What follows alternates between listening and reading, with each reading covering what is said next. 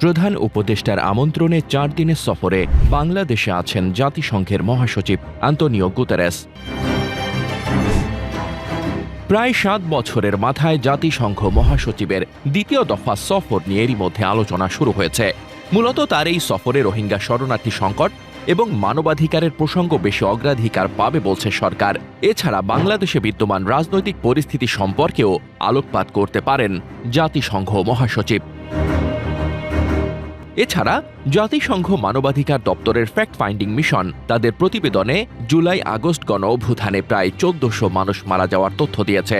ফলে এমন হত্যাকাণ্ডের জন্য জবাবদিহিতার প্রসঙ্গ আনতে পারেন জাতিসংঘ প্রধান। জাতিসংঘের মহাসচিবের এই সফরকে কাজে লাগিয়ে বাংলাদেশকে আগামী দিনের নানা সমীকরণ মিলাতে হবে।